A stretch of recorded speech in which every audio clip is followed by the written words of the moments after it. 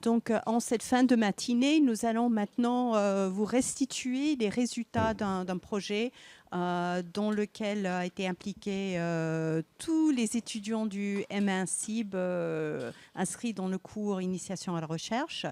Et parmi ces étudiants, il y en a 7 qui ont accepté de représenter la promotion.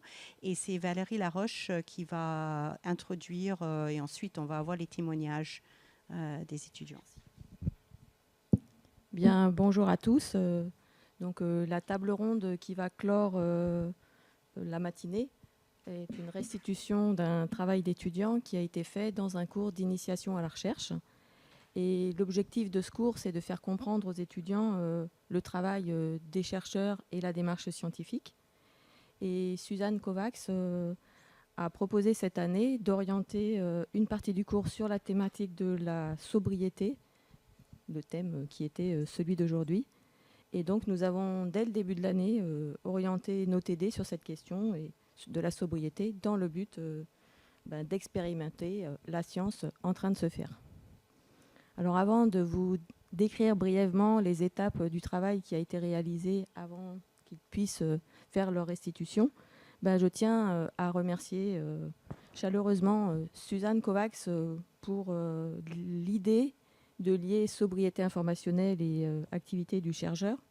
Je remercie aussi Emmanuel Brandel qui a rejoint le projet en cours, mais qui a donné une texture à ce qui a été proposé, très intéressante vu qu'il est sociologue.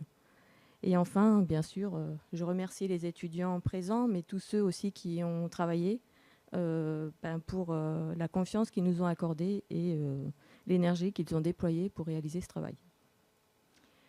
Alors, concernant les étapes, je vais en avoir 3 brièvement. La première, elle concerne la définition du sujet qui a été fait à l'aide de lectures et de discussions.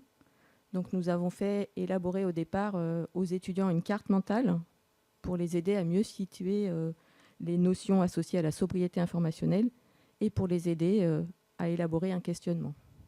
Donc, sont ressortis un certain nombre de termes comme pratique informationnelle, infobésité, évitement, anxiété, saturation informationnelle. Et de ce premier TD, on a formulé avec Suzanne une question qui nous a semblé être le questionnement qui pouvait synthétiser l'ensemble de ceux qui avaient été donnés par les étudiants, que je formulerai ainsi. Peut-on observer de la sobriété dans les pratiques informationnelles ? Si oui, que recouvrent les pratiques de sobriété ? Donc pour ce travail, on avait choisi le terme de sobriété sans connaître qu'aujourd'hui, ce serait le terme de frugalité qui apparaîtrait. Dans mon cas, je les trouve un peu synonymes, mais vous verrez en conclusion par Emmanuel qu'il y a une distinction à faire entre ces deux notions. Le terme de pratique a été choisi et préféré à celui d'expérience et de comportement pour mettre la focale sur des pratiques sociales en contexte situé et sur les interactions des individus avec des documents, des systèmes d'information, des médias et des sources humaines. Donc une fois ce travail réalisé, nous avons demandé aux étudiants de se répartir en 8 groupes de 4 à 6 étudiants pour réaliser la suite du projet de recherche.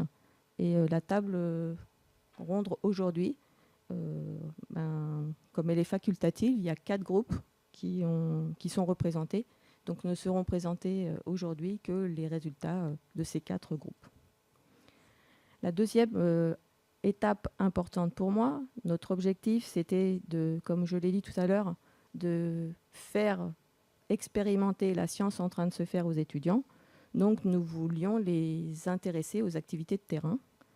Et nous avons choisi de leur faire expérimenter les entretiens qualitatifs, ce qui supposait au préalable la définition des profils, ceux sur lesquels ils vont revenir dans la suite, la préparation d'une grille d'entretien que chaque groupe devait soumettre à un interviewé cobaye pour évaluer la qualité de la grille, et la revoir pour ensuite la soumettre à 3 interviewés pour des entretiens de 30 minutes.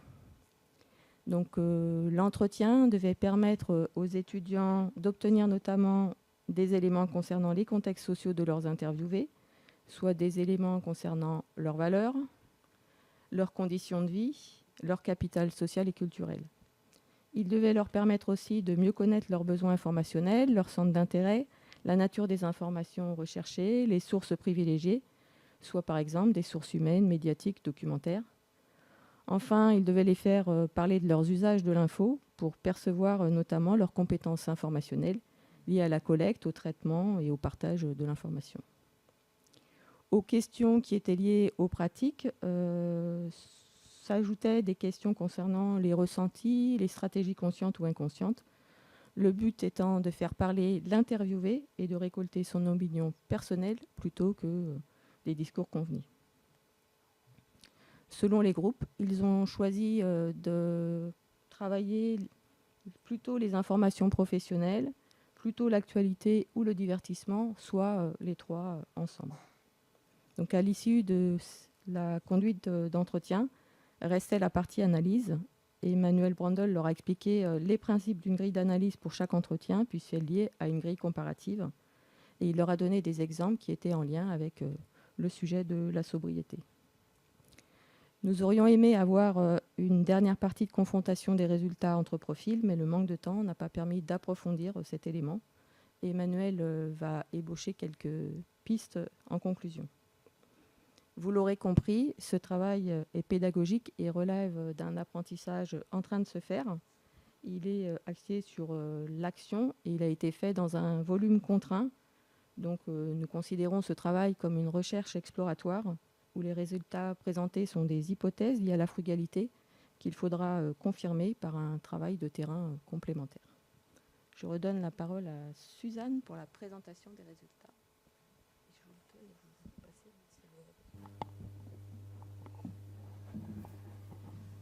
Oui. Okay. Parfait. Merci pour cette introduction, Valérie. On va maintenant passer la parole au groupe d'étudiants. Alors, deux grandes questions parce qu'on a un manque de temps, malheureusement. Donc, on va demander à chaque groupe de prendre la parole. Assez brièvement pour cette première question.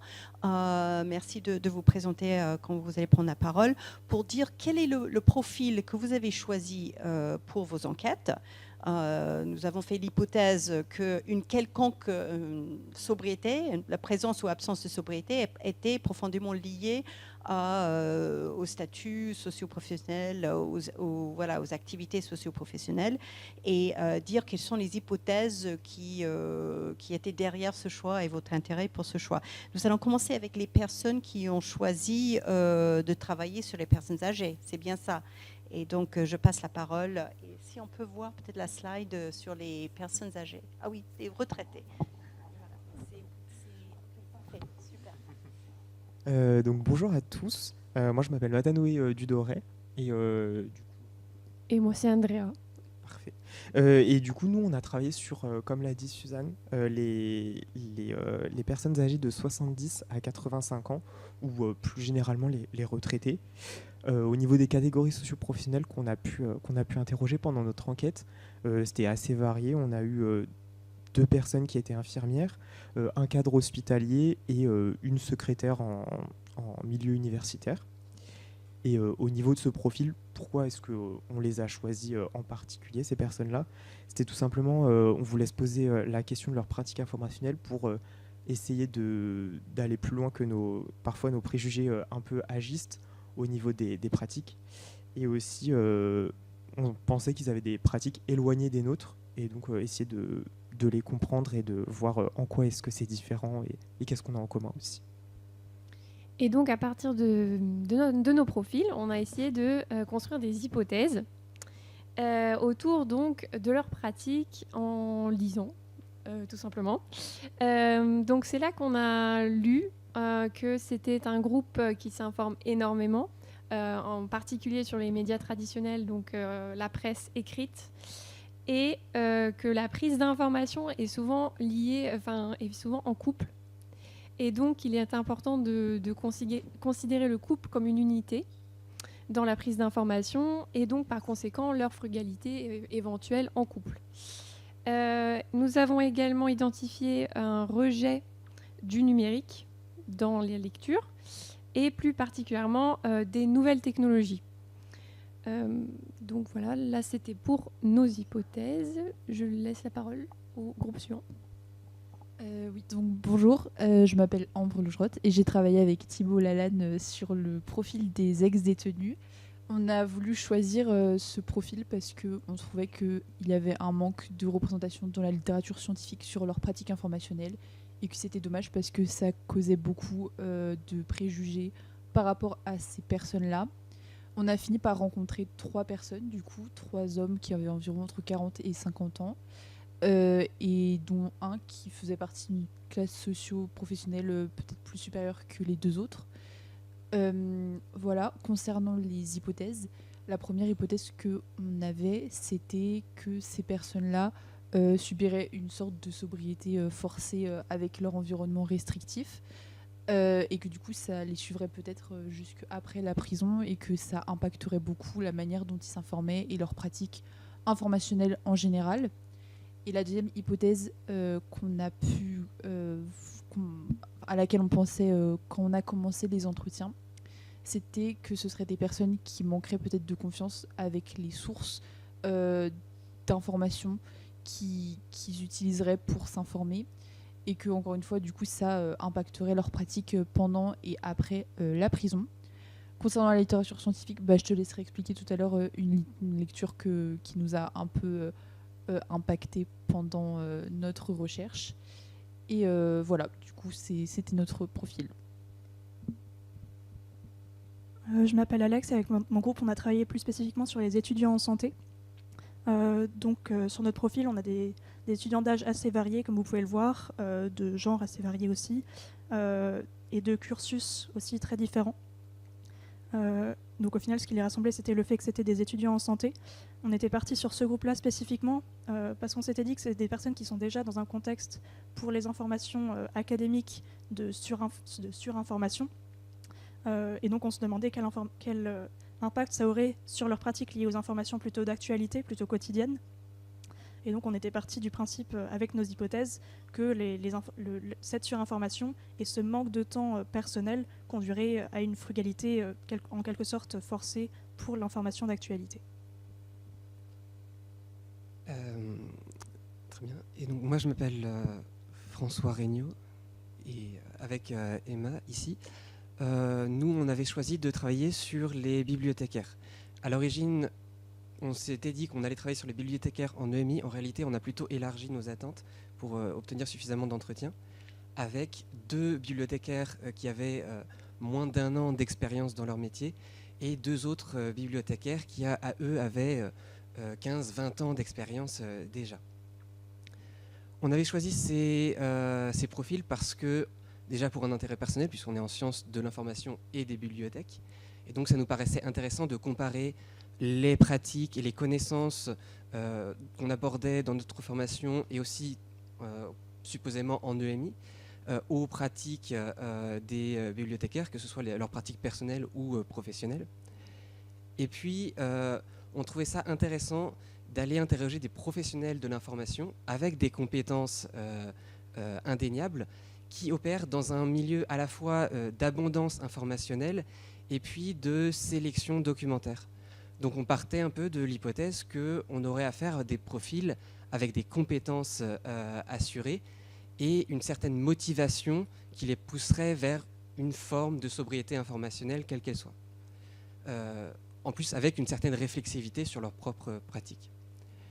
Concernant la littérature scientifique, elle a d'emblée renforcé notre intérêt, mais aussi nuancé nos hypothèses, en montrant notamment le manque de valorisation des pratiques informationnelles des bibliothécaires par les bibliothécaires eux-mêmes dans le récit qu'ils font de leur travail.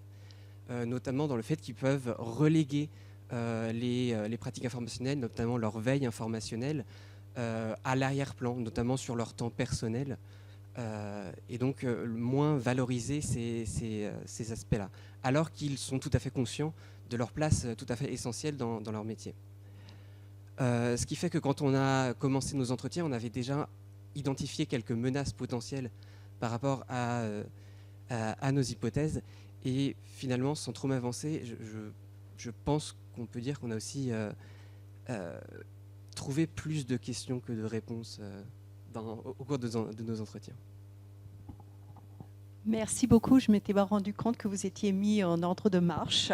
Donc, on va refaire un tour maintenant pour la deuxième grande et très importante question, où chaque groupe aura la parole pour revenir sur les profils et les résultats par rapport à ces hypothèses de départ, pour dire là où vous avez trouvé ou non ce qu'on pourrait qualifier de frugalité ou de sobriété informationnelle parmi les pratiques informationnelles et parmi les éléments de relation à l'information que vous avez pu dégager lors de vos entretiens. Donc, je redonne la parole à Andrea et à Tanoé. Merci. Du coup, pour ce qui est des pratiques informationnelles qu'on a pu repérer pendant nos entretiens, elles sont, ma foi, assez basiques. Enfin, je veux dire, elles ressemblent aux nôtres. Il n'y avait pas trop de soucis sur ça, mis à part le fait qu'il y avait peu de gens qui nous parlaient de réseaux sociaux ou de YouTube, des choses comme ça. Donc il y avait notamment il y avait beaucoup de personnes qui nous ont parlé de regarder la télé, notamment donc les infos, d'écouter la radio aussi beaucoup, sûrement moins que nous, l'utilisation d'Internet aussi qui revient, donc Google, recherche Google, etc. Et ils ne nous ont pas parlé d'IA par contre. Et aussi surtout de demander aux autres. Il y a beaucoup de cet aspect de socialisation avec les personnes âgées, de demander aux autres des informations, tout simplement.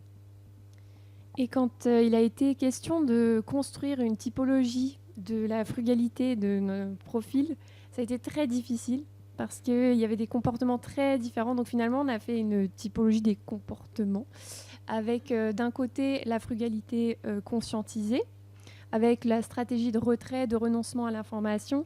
Donc là, c'est vraiment je n'écoute plus la radio, je ne regarde pas la télévision, ne pas vouloir avoir un contact avec l'information ou l'actualité. On avait également, donc, et de l'autre côté, donc, la frugalité non conscientisée, donc, avec des stratégies de délégation à un tiers, par exemple. Donc là, c'est mon fils va commander les billets pour faire mon voyage. Je cherche un nouveau médecin. Comment je fais ?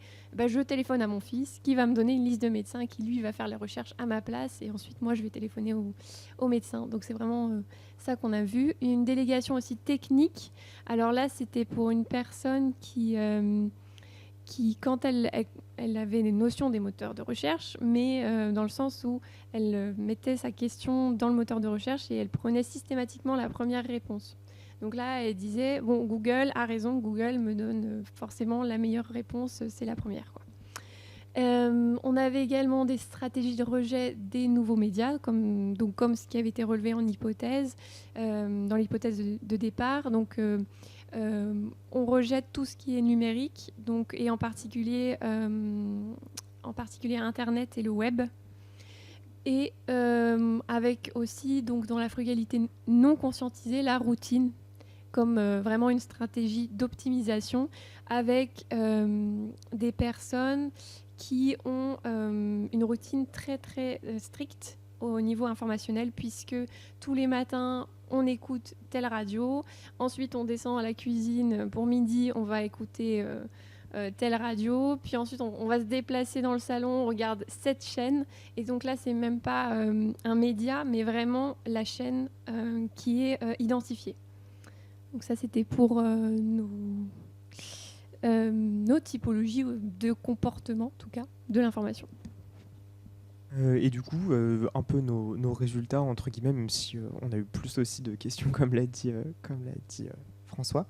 Nos attentes, elles ont été un peu finalement bousculées au niveau des préjugés sur la fracture numérique, qui finalement n'est pas toujours vrai. Enfin, n'est pas toujours respecté dans le sens où ça dépendait aussi beaucoup des catégories socio-professionnelles. Par exemple, la secrétaire en milieu universitaire, pour le coup, allait faire des recherches sur Internet pour s'informer, et c'était quelque chose qu'elle avait l'habitude de faire dans son métier avant. Donc voilà, il y avait déjà ce point-là. Ensuite, au niveau des pratiques informationnelles et de la frugalité, finalement, on a vu qu'elle était plutôt, comme l'a dit Andrea, elle est plutôt mise en place de manière, par des habitudes qui sont parfois donc pas conscientisées au niveau de vouloir peut-être s'éloigner de l'information, etc. Et enfin, on a aussi remarqué ce processus de sociabilisation qui était assez important au niveau des personnes âgées par rapport à l'information, donc vraiment aller vers l'autre pour avoir des informations tout simplement, et peut-être un besoin de contact humain qui peut s'expliquer par différentes raisons, peut-être par leur âge ou des choses comme ça. Voilà. Et du coup, de notre côté, pour les ex-détenus, comme l'a dit Ambre, notre hypothèse de base autour de la sobriété forcée, c'est ce qu'on a d'abord étudié à partir de leur moment d'incarcération, donc le temps en prison. Et pour ça, on s'est donc tourné vers une figure dont on a parlé tout à l'heure, May Chatman, qui a en fait été un peu notre bateau qu'on a suivi tout du long sur ce qu'elle a dit, parce que on n'avait pas vraiment conscience de ce qu'elle appelle, elle, le small world. Le small world, c'est considérer en fait que la prison est un écosystème fermé, un écosystème particulier qui a ses circuits qui lui sont propres, ses normes qui lui sont propres, et donc qui vraiment appartient à ce milieu et qui est très ancré. De ce fait, là où on parlait, nous peut-être un peu avec des préjugés de sobriété forcée, il est indéniable, vraiment indéniable qu'il y a des restrictions de fait et qui sont sujettes à débat d'ailleurs, mais donc il y a des horaires pour les bibliothèques qui sont précis, il y a des accès très restreints sur certains types de choses, et d'ailleurs ça varie selon les prisons, comme on l'a vu durant nos entretiens, donc en fait il y a des systèmes qui sont différents selon les endroits, mais néanmoins, les personnes qu'on a interrogées n'ont pas ressenti forcément cet aspect, même si on n'a pas parlé comme ça, mais de frugalité informationnelle. Pourquoi ? Parce que l'information qui est dans ce small world et qui est importante n'est pas forcément la même qui va être importante en dehors de cet écosystème-là. C'est-à-dire que ce qui était important pour les personnes au moment de leur temps d'incarcération, ça va être tout ce qui va être lié à la professionnalisation, parce que c'est des choses qui sont en recherche, c'est important pour la suite, lors du moment de sortie. Il y a des personnes qui reprennent leurs études, donc les informations dans ce sens-là sont aussi très importantes. Les informations de santé également, et les informations de en fait, ce qui se passe au sein même de la prison, et aussi les faits divers, dans le sens où il y avait vraiment une recherche, entre guillemets, de savoir pourquoi les personnes sont ici, quels sont les faits divers qui les ont amenés là, les faits divers qui se passent à l'extérieur. Donc en fait, il y a cette espèce de constellation-là d'informations sur lesquelles il y a une primauté, et ces informations-là sont vraiment celles qui importent. Et de ce fait, sur celles-ci, lorsqu'ils nous en ont parlé, on se rend compte que parfois, il y a même un trop-plein de cette information-là. Il y a une personne qui nous a parlé de stratégie d'évitement, en quelque sorte, parce qu'elle n'allait pas... Quand cette personne en avait marre, elle ne sortait pas de sa cellule, par exemple, lors des moments extérieurs où il y avait les autres personnes, parce que l'information passe aussi beaucoup par le bouche à oreille. Mais néanmoins, même si elle ne sortait pas, eh bien, le co-détenu va revenir et va raconter et va dire un certain nombre d'informations qu'elle ne voulait pas entendre. Le garde va passer, va faire des réflexions, va raconter quelque chose. Donc en fait, on ne pouvait pas s'isoler. Et pour pallier à la restriction aussi, pallier, en tout cas c'est un bien gros mot, mais pour les informations qui sont importantes dans ce small world du moins, il y a des stratégies qui sont mises en place. Il y a une personne qui nous a parlé, par exemple, qui reprenait ses études, et pour pallier à ce côté, eh bien, je n'ai accès à l'information liée à mes études que à des horaires fixes et de manière très minimale. Je vais envoyer la copie que je viens de faire à la personne qui est à côté avec un espèce de système de yo-yo un peu route, quoi, pour lui envoyer, et que cette personne me corrige ma copie et j'ai les informations et je peux avancer dans mes recherches en termes d'études. Ce qui fait que au sein de la prison, on a pu voir des stratégies d'évitement mais qui n'étaient pas forcément fonctionnelles, et que les informations qui étaient importantes étaient donc différentes et qu'il n'y avait pas forcément de notion de manque d'informations. Personne nous disait qu'elles étaient en fait au courant de ce qui se passait. Après, pour ce qui est du moment post-incarcération, donc la réinsertion, c'est plutôt Ambre qui s'en est occupée. Oui, donc du coup, ce qui était intéressant quand on a rencontré ces personnes-là, c'était un peu de comparer ce qu'ils nous ont dit par rapport à leurs pratiques informationnelles pendant et après la prison. Ce qu'on a remarqué, c'est qu'il n'y avait pas forcément de frugalité comme ça informationnelle, parce que c'était des personnes qui s'informaient après la prison de manière totalement... il n'y avait pas beaucoup de restrictions dont ils s'imposaient. On a même rencontré une personne qui était très avide d'informations et qui faisait plus du contrôle sur les sources qu'il utilisait, mais il recherchait constamment à s'informer parce qu'il trouvait ça super important sur son métier, mais sur l'actualité aussi, du matin jusqu'au soir, et il disait même lui-même voilà, moi je recherche l'information avidement. Les deux autres profils qu'on a vus avaient un peu donc les deux autres personnes qu'on a vues avaient un peu le même profil, c'est-à-dire qu'ils s'informaient sur les choses dont ils cherchent des informations qu'ils trouvaient importantes, et ils avaient une sorte d'évitement de l'actualité, donc ils cherchaient des informations dont ils avaient besoin, mais ils refusaient un petit peu de s'intéresser à l'actualité. à part un qui nous a dit qu'il n'avait pas vraiment le choix pour pouvoir sociabiliser, donc du coup il le faisait quand même. Mais du coup il y avait un évitement concernant le contenu de certains types d'informations. Et du coup la restriction qu'on a pu voir, c'est pas forcément par rapport à comment s'informer, mais vraiment le contenu qu'il recherchait. Voilà, et en tout cas tous les profils qu'on a vus avaient des sortes de sources importantes à regarder quand ils cherchaient certains types d'informations, et ils avaient leur propre manière de faire qui était très propre à eux. Mais en tout cas, ce qu'on peut dire, c'est que nos hypothèses n'ont pas forcément été validées parce qu'on n'a pas remarqué vraiment une vraie restriction d'information, une sobriété forcée, même s'il y avait une restriction pendant la prison. C'est pas quelque chose qui les a suivis déjà après. Et ils avaient quand même accès à l'information, même si c'était pas forcément toutes les informations qu'ils voulaient. On avait quand même un manque de sobriété à proprement parler. Et on n'a pas remarqué non plus un manque de confiance envers les sources qu'ils utilisaient pour s'informer. C'était vraiment peut-être un manque de confiance par rapport au contenu ou à l'actualité, mais en tout cas, ils faisaient confiance aux sources qu'ils utilisaient pour s'informer. Voilà. Et donc pour revenir sur le groupe des étudiants en santé, ce qu'on a observé principalement, c'était une distinction entre les informations d'actualité et les informations plutôt académiques, scolaires, plutôt les informations médicales. Nous, on s'était penché vraiment sur l'information d'actualité, mais on a trouvé ça quand même important, cette distinction, puisqu'ils utilisent des médias différents.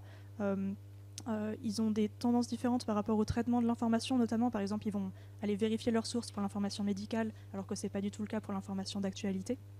Donc, pas mal de différences assez spécifiques, mais je ne vais pas forcément revenir dessus, puisque ça a déjà été discuté dans la première conférence de ce matin. Mais on a observé chez la plupart des personnes, la plupart de nos interlocuteurs, une forme de sobriété informationnelle très conscientisée. Donc si on reprend un peu la typologie qu'on a créée, on a distingué des personnes qui avaient plutôt une frugalité en qualité, c'est-à-dire qu'ils vont sélectionner des médias spécifiques, ils vont vraiment contrôler la manière dont ils recherchent l'information, opposé à des personnes qui ont plutôt ce qu'on a appelé une frugalité en quantité, donc ils vont vraiment limiter en temps en fait, le temps qu'ils vont consacrer à l'information. Une personne par exemple qui nous a dit moi je passe seulement 5 minutes par jour à la recherche d'informations et je m'arrête, je bloque vraiment ce temps-là pour la recherche d'informations et après je décide de ne plus passer de temps du tout dessus.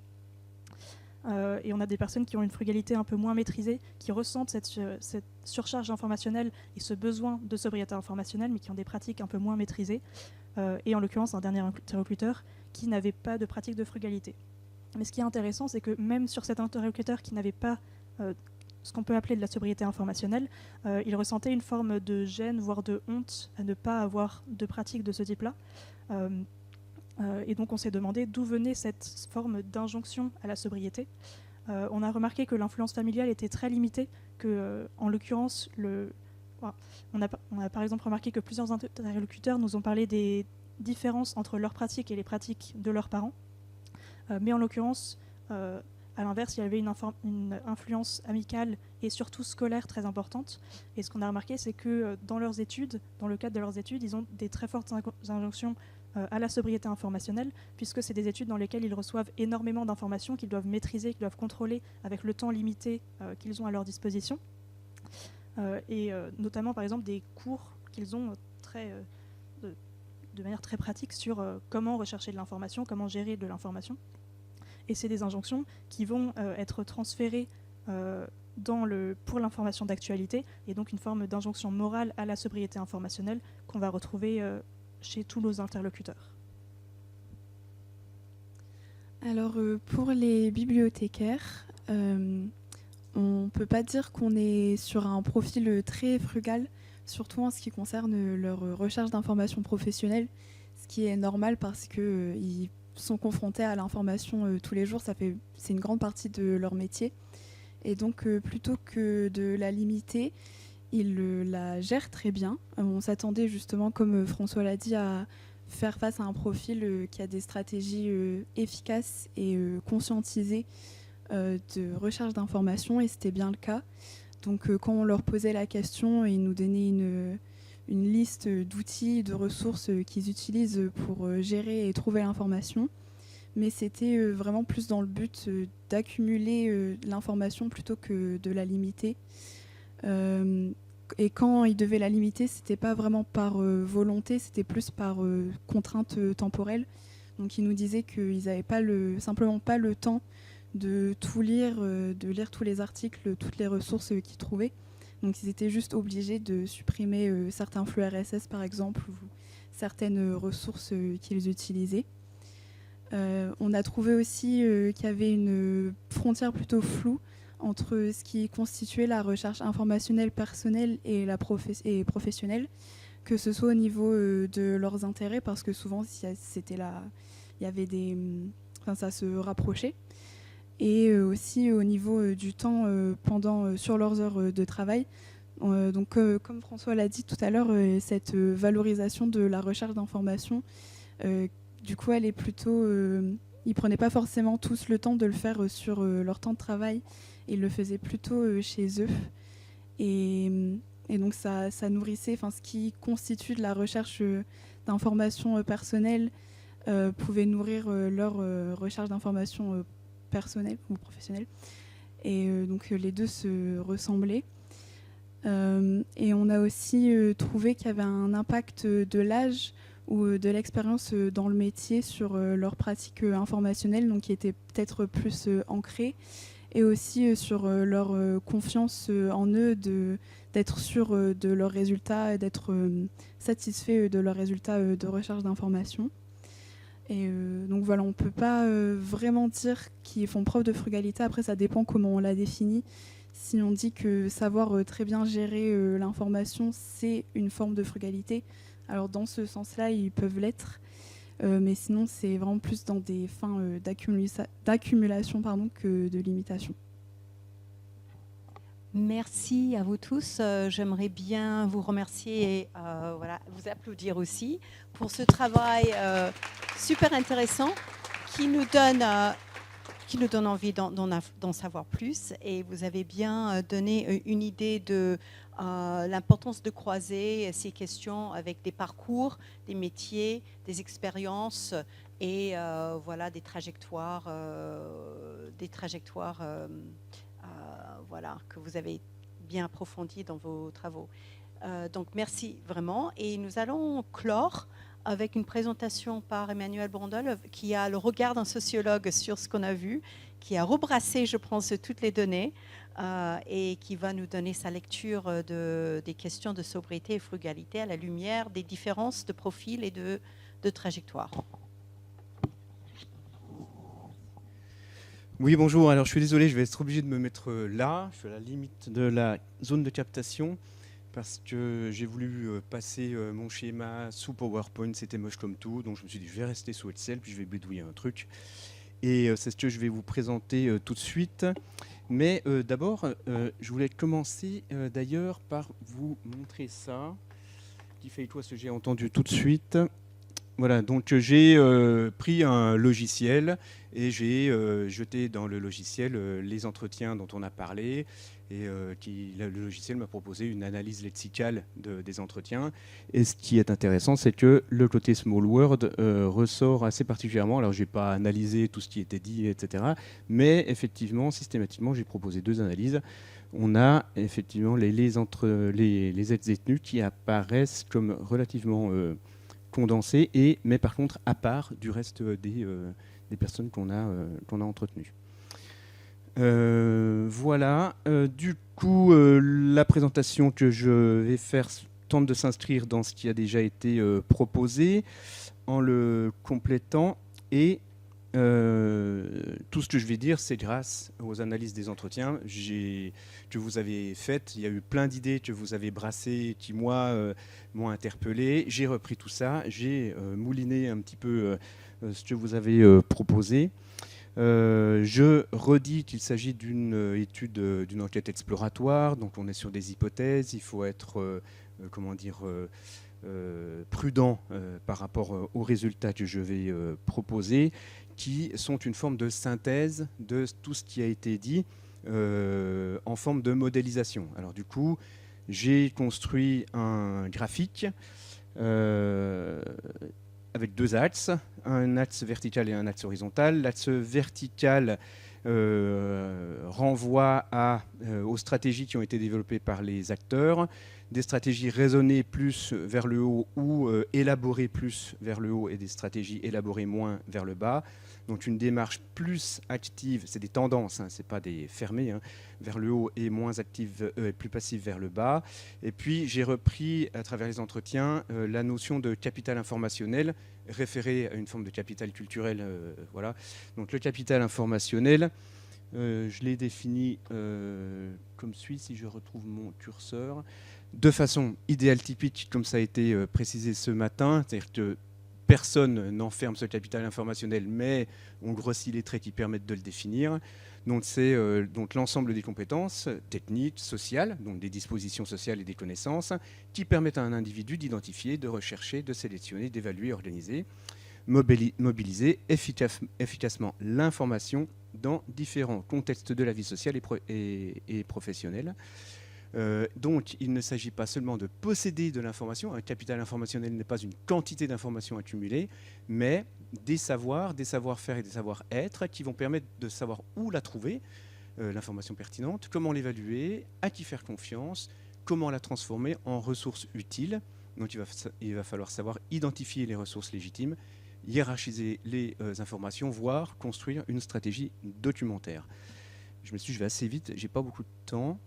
Donc voilà, et lorsque je projette sur mon schéma théorique, je renvoie donc à des positions, encore une fois, idéales typiques, qui permettent globalement d'identifier deux séries de stratégies dans les modes de régulation des flux informationnels. En haut, on va mettre l'optimisation personnelle professionnelle, notamment de l'attention et la critique, l'optimisation d'abord du temps, parce que là, on s'aperçoit qu'il n'y a pas vraiment de frugalité informationnelle. On prend l'information, mais justement, il faut savoir optimiser son rapport à l'information et à la quantité d'informations qu'on va aller chercher. Là, on est dans une démarche active. Donc d'abord du temps par sélectivité, spécification des sources, parfois aussi par une lecture qui est relativement superficielle, une écoute passive, voire une thésaurisation. Je recueille l'information, mais je ne vais pas forcément aller regarder ce qu'il en est. Je vais l'accumuler dans des mails, dans des dossiers, sans y retourner forcément. Un aspect critique de la qualité des contenus, de la qualité des sources, qui réfère à une forme de légitimité informationnelle, par sélectivité et recherche de compléments d'information, croisement des sources, etc. Ce que je n'ai pas dit, qu'il faut peut-être que je précise, c'est que ce schéma, en fait, considère l'information comme un champ informationnel, c'est-à-dire un espace social qui est structuré et hiérarchisé en fonction d'un certain nombre de critères et notamment de légitimité. Le fait divers ne se vaut pas pour tout le monde par rapport à l'information de France Culture. TikTok ne se vaut pas pour tout le monde de la même façon que WhatsApp ou un autre média, etc. Donc, on ne peut pas dire que le champ informationnel est un espace horizontal. C'est un espace qui est horizontal parce qu'on a des contenus, mais c'est un espace aussi vertical parce qu'il y a des légitimités qui ne se valent pas toutes de la même façon. Donc voilà, et en bas, on aura plutôt des stratégies d'évitement qui visent à réduire l'exposition, qui font qu'il n'y a pas vraiment de démarche exploratoire. On va être sur une stabilité relativement stable, une stabilité des sources et des contenus, et une forme de délégation, donc évitement de certains contenus, zapping, refus par inanité. Les politiciens nous cassent les pieds, ils disent tous la même chose. Ou par oisiveté, je vais plutôt aller regarder des émissions sur les animaux que des émissions politiques. Évitement par réduction du nombre des sources et donc par fidélité à la source. On a aussi une stratégie de délégation, on en a parlé, de pertinence des contenants et ou des contenus à l'objet. C'est Google qui va me donner la première occurrence dans laquelle je vais faire confiance, ou à un tiers de confiance, ce sont les échanges que je vais pouvoir avoir avec mes pairs. PAIRS. Voilà, et par rapport à ça, si je projette mes entretiens, enfin mes acteurs, ça ne va pas forcément se répartir en fonction des catégories socio-professionnelles. On va effectivement trouver les bibliothécaires, les étudiants en santé plutôt vers l'optimisation et la critique, mais aussi certains retraités, notamment la secrétaire en milieu universitaire, un ex-détenu qui est non seulement ex-détenu, mais aussi cinéaste, qui écoute énormément de choses sur le cinéma, les activités culturelles, etc. Et par contre, à gauche, effectivement, je vais retrouver le reste des retraités et des ex-détenus. Si je reviens sur les profils idéotypiques, comme cela a été dit, je vais plutôt avoir donc dans le haut du graphique des diplômes plus élevés que dans le bas du graphique en tout cas, quoi. Une jeunesse relative, sociale ou biologique, sociale dans le métier ou biologique, une profession qui est plutôt liée à l'information et aux supports socio-techniques, aux dispositifs socio-techniques, une proximité relative des goûts avec les pratiques informationnelles, on a parlé pour les bibliothécaires, mais c'est vrai aussi pour les détenus cinéastes, et cela renvoie à une conformité globalement dans leurs propos aux légitimités informationnelles qui existent et parfois une injonction à la bonne conduite, à la bonne information, etc. Une utilisation d'outils ad hoc, applications type InnoReader, utilisation de podcast, voire abonnement, un temps consacré relativement important qui va renvoyer aux stratégies d'optimisation avec un croisement des sources, un repérage de la bonne source, un monde informationnel comme espace de savoir et de connaissance, des usages des biens informationnels qui sont réinvestis comme biens culturels dans l'activité professionnelle ou dans le cursus universitaire. Là, on a plutôt focalisé sur l'actualité, donc on a une lecture de l'actualité nationale, internationale, culturelle ou artistique, sur des médias, plutôt numériques, mais spécialisés, Le Monde, Télérama, l'Express, je ne sais plus ce que j'ai comme autre exemple. Oui, l'Express, j'ai France Info, France Culture, j'ai les Inrocks. Et puis en bas, je vais plutôt avoir en fait un diplôme plus bas, entre guillemets, que ceux qui sont en haut du graphique, avec un vieillissement social ou biologique, une profession en faible exposition informationnelle et socio-technique, et une distinction entre information personnelle et information professionnelle. On va chercher de l'information personnelle, mais il y a peu de liens avec le monde professionnel, ce qui renvoie à un rapport détendu aux questions des légitimités informationnelles, une forme de consommation nonchalante, je vous renvoie aux travaux de Richard Hogarth, pas d'outils ad hoc à proprement parler, sauf des outils qui sont généralistes, type YouTube, un temps consacré à la sélection et à la recherche relativement faible, pas d'abonnement par exemple. Un monde informationnel qui est plutôt considéré comme un ensemble de biens qui sont soustraits aux contraintes de la vie ordinaire, et des usages qui sont informationnels, qui sont plutôt considérés comme des biens pratiques ordinaires, plutôt comme des éléments de savoir et de connaissance, chercher un voyage, un emploi, une recette, etc. Et du coup, je vais avoir en fait ici des actualités locales, nationales, internationales sur des médias généralistes, télévision, journal régional, et aussi un intérêt pour les loisirs culturels et les faits divers. Pour terminer, donc, j'assume l'idée, hein, j'assume l'idée de dire que peut-être qu'en haut du graphique, on aurait peut-être plutôt une forme de sobriété informationnelle, c'est-à-dire une consommation réelle de l'information en forme d'éclectisme informationnel ciblé sur des médias sérieux, des contenus sérieux, mais ciblés au regard de la quantité d'informations qu'il faut cibler, et donc je vais être sobre je vais cibler, donc je vais avoir une sobriété informationnelle, une attitude relativement sobre quant à la quantité des informations qui sont à disposition, et c'est pour ça que là, je mets la priorité sur la qualité plutôt que sur la quantité. En bas du graphique, je vais avoir plutôt un rapport au volume de l'information, d'évitement, je ne vais pas voir d'ailleurs ce qu'il y a comme information tout le temps, je suis fidèle à ma source, et là, du coup, comme on a un rapport plutôt à la quantité de l'information, on pourrait peut-être parler plutôt de frugalité informationnelle, qui se définit donc comme une consommation réduite en forme d'exclusivisme informationnel, hein, encore une fois, j'évite, relativement stabilisée dans le temps, c'est routinisé, avec donc renvoyant donc à l'idée de frugalité informationnelle.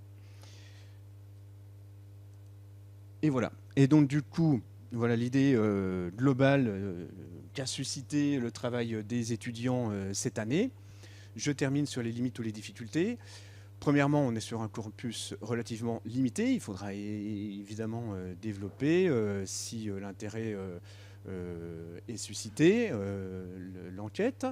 On a énormément manqué de temps, on l'a encore montré ce matin, et du coup ça a eu des répercussions sur quand même la possibilité d'avoir une lecture approfondie des sources, donc de construire un état de l'art, de vraiment réfléchir aux aspects théoriques de notre travail, qui a été insuffisamment approfondi. Ça a eu des répercussions sur le travail de définition d'objets, qui est un choix de méthode. Est-ce qu'on choisit une méthode hypothético-déductive, donc on construit une définition provisoire de son objet, ou est-ce qu'on part d'une définition, d'une méthode inductive, et donc on va construire l'objet à partir du terrain? Bon, on est plutôt parti sur une démarche inductive, là, mais du fait aussi d'un manque de temps pour le travail théorique. Un manque de temps aussi pour l'analyse des données, et ça c'est dommageable parce qu'il y a plein de choses, c'est hyper riche. Moi j'ai repris les entretiens hier, il faudrait quand même approfondir ça.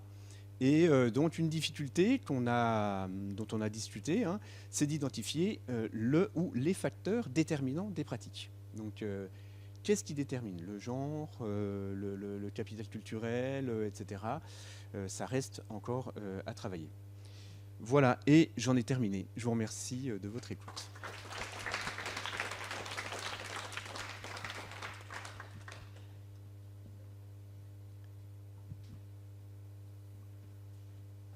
Je pense que les estomacs crient famine, mais évidemment, on ne va pas se quitter sans quelques questions, s'il y en a dans la salle ou parmi les personnes qui nous suivent en distanciel. Est-ce que quelqu'un souhaite avoir le micro ?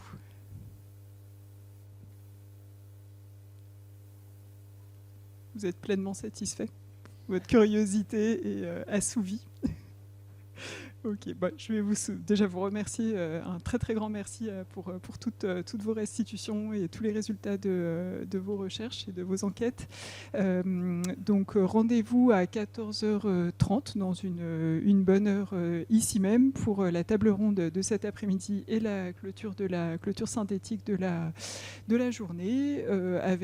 Donc Slido fonctionnera toujours cet après-midi pour évidemment poser les questions et voilà. À tout à l'heure.